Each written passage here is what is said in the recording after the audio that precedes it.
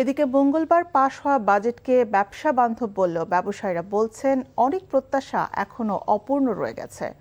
আর খেলাপি ঋণের হার আরও বাড়ার আশঙ্কা প্রকাশ করে এক্ষেত্রে সরকারকে আরও সক্রিয় হওয়ার তাগিদ দিলেন বিশ্লেষকরা। শাহাদাত অভ্রের রিপোর্ট। প্রস্তাবের পক্ষে আছেন তারা হ্যাঁ বলুন, যারা প্রস্তাবের বিপক্ষে আছেন তারা না বলুন। কর, ভ্যাট ও বিনিয়োগ সহ বিভিন্ন খাতে গুরুত্বপূর্ণ পরিবর্তন এনে মঙ্গলবার জাতীয় সংসদে পাশ হয়েছে 2026-27 অর্থ বছরের 9,38,000 কোটি টাকার বাজেট। 3,566 কোটি। সংশোধিত অর্থ বিলে ব্যক্তি শ্রেণীর করদাতাদের জন্য করমুক্ত আয়সীমা 4 লাখ টাকায় উন্নীত করা হয়েছে। আগে যা ছিল 3,75,000 টাকা।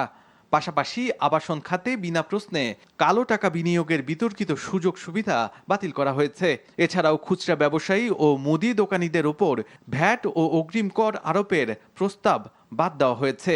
অর্থ বিল পাশের মধ্য দিয়ে কর ও শুল্ক সংক্রান্ত সব প্রস্তাব চূড়ান্ত হয়েছে। বাদ পড়েছে ব্যাংক হিসেব খুলতে টিআইএন এর বাধ্যবাধকতাও। টাকা মঞ্জুর করা হোক।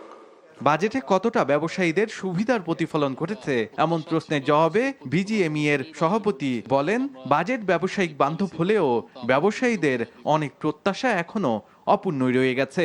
আমাদের যে উচ্ছে কর 1% ছিল সেটা কমানোর কথা বলেছিলাম, সেটা হয়নি।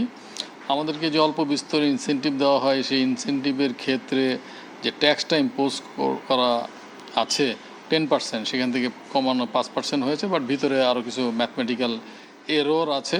ইনফ্রাস্ট্রাকচার নিয়ে যে কথাগুলো বলছি, বিশেষ করে জ্বালানি বিদ্যুৎ, সেটার সুনির্দিষ্ট কোনো পথনকশা নাই।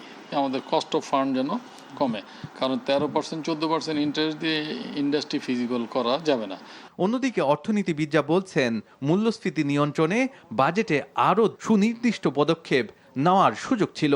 খেলাপি ঋণের হার আরও বাড়ার শঙ্কা জানিয়ে তারা বলেন, ব্যবসা বান্ধব পরিবেশ নিশ্চিত করা সরকারের অন্যতম প্রধান দায়িত্ব। তবে আমি যেটা বলবো যে আসলে ইকোনমিক অ্যাক্টিভিটিতে কালো টাকাগুলোকে এনে ইকোনমিক অ্যাক্টিভিটি বাড়ানোটাই এখন মূল টার্গেট হওয়া উচিত। এই বাজেট ইমপ্লিমেন্টেশনের একটা বিশাল একটা সমস্যা আছে। দ্বিতীয়ত রেভিনিউ কালেকশন তো অত হবে না যা আশা করা হচ্ছে, প্রজেক্টেড রেভিনিউ। এই দুইটার জন্য খুব দ্রুত এনবিআর এর পরিবর্তন দরকার।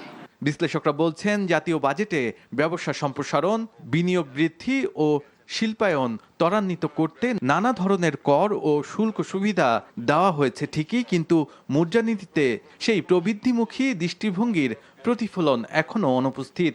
সংসদে অবিলম্বে। শাহাদাত অভ্র, এনটিভি নিউজ, ঢাকা।